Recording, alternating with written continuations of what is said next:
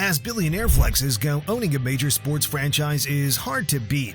You get to prance around in the owner's suite and host dignitaries and celebrities who gush over your prized possession, all the while watching your investments sprout revenue like a magical beanstalk. Team owners cash in on television rights, ticket sales, licensing fees, and sponsorship deals. But the most profitable moment for any sports franchise owner is when their team is up for sale. That's when other billionaires swarm in, hoping to join one of the most exclusive clubs in the world. Today, NBA symbolizes great talent, competition, and massive fortune in professional basketball. In 2024, the league has some serious billionaire team owners who are instrumental in shaping their individual teams and the NBA as a whole. Besides lifting the game's status, their investments also help build them an increasing amount of wealth. Join us as we explore the magnificent fortunes and various backgrounds of the top 5 richest NBA owners who ensure that the NBA showcases athletic genius and demonstrates economic power. Tom Gores, a titan in the business world with a net worth of $8.1 billion, seized the reins of the Detroit Pistons in 2011, starting new life into the franchise and its endeavors. His acquisition marked the dawn of a new era for the Pistons, igniting a resurgence that would reverberate throughout the NBA.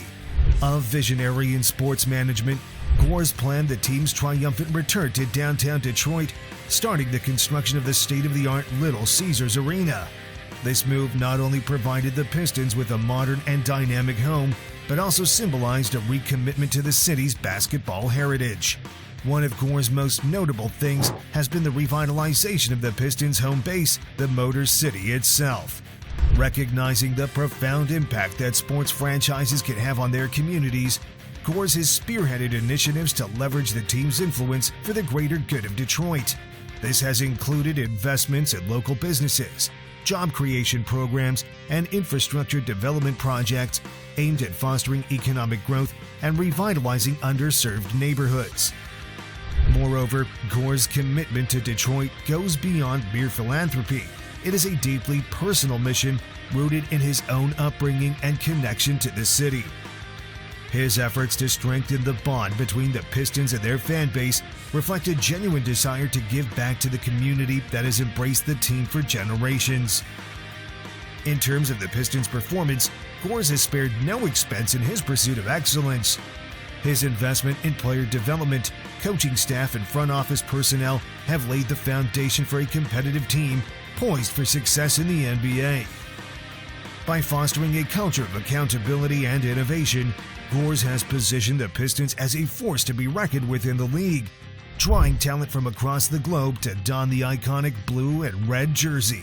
Mickey Arison, the towering figure behind the Miami Heat, is not just a sports franchise owner. He's a top head of industry whose influence goes far beyond the basketball court.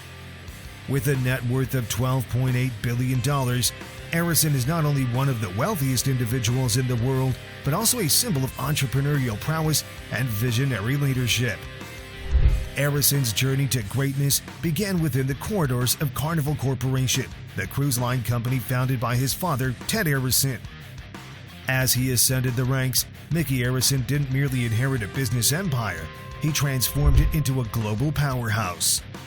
Under his stewardship, Carnival Corporation expanded its fleet, diversified its offerings, and conquered new markets, becoming the largest cruise operator in the world.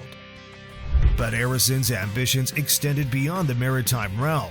In 1995, he set his sights on the world of sports, acquiring the Miami Heat basketball team. It was a move that would forever alter the landscape of professional basketball. With Arison at the helm, the Heat soared to unprecedented heights, capturing multiple NBA championships and cementing their status as one of the league's elite franchises. Arison's leadership style is characterized by a potent blend of passion, innovation, and unwavering commitment to excellence. He's a staunch advocate for social responsibility, using his vast wealth to support charitable causes and uplift underserved communities. He continues to shape the destiny of the Miami Heat and leave an indelible mark on the world stage. Stan has been one of the league's most visible owners during his tenure. Where he used to heckle referees from his courtside seats, he now tweets copiously and is one of the NBA's leading voices at the ownership level. The Nuggets have also had a lot of success under his reign. They hadn't made the playoffs for 10 straight years before his full season in control, and have rarely missed it since, including a 2011 NBA title. He's gained a reputation as a loyal owner, with continuity at the front office and coaching level, and keeping franchise icon Dirk Nowitzki around for the entirety of his career. The Nuggets are well positioned for the future with emerging star Luka Doncic, and Cuban has brought stability for a formerly rudderless franchise. In 2000, Kroenke made a pivotal move that would forever change the sports scene in Denver. He acquired the Denver Nuggets, breathing new life into the franchise and ushering in an era of success. Under his leadership, the Nuggets have become a force to be reckoned with in the NBA, thrilling fans with their electrifying play and championship aspirations. Kroenke's impact extends far beyond the basketball court. He's a visionary leader with a passion for building communities and fostering growth. Through his vast business interests, which include ownership in the NFL's Los Angeles Rams and the English Premier League's Arsenal FC, he's transformed cities and left an indelible mark on the global sports landscape. The Denver Nuggets have also had significant problems throughout their organization during Cuban's time in Dallas. A 2018 Sports Illustrated investigation uncovered a toxic workplace that was hostile to the women who worked there, with claims of sexual harassment and domestic violence, later confirmed by the Nuggets' own investigators. Be honest, your primary association with Cleveland Cavaliers owner Dan Gilbert is that letter he wrote in Comic Sans back in 2014, right? Look, it's fine. No shame there. It was a really funny letter. Rip Comic Sans letter. But there's probably more you should know about Gilbert, who buried the hatchet with LeBron James to bring him back to Cleveland. Like how he could afford the Cleveland Cavaliers, for instance. Let's follow the money, shall we? Gilbert bought the Cavs in 2005 for $375 million at age 42. Gilbert had previously tried to buy the Milwaukee Brewers, but the bid fell apart after months of negotiations. The next year, Cleveland's value dropped 7% to $329 million, and the Cavaliers have been lowering their ticket prices to deal with declining attendance. Gilbert is still worth $25 billion. Like so many good stories, Dan Gilbert's begins with pizza. He famously puts it in an interview. "I still claim I hold the worldwide record, 78 pizzas delivered in one night. I still ask pizza guys today, I say, what's your record, 55, 57?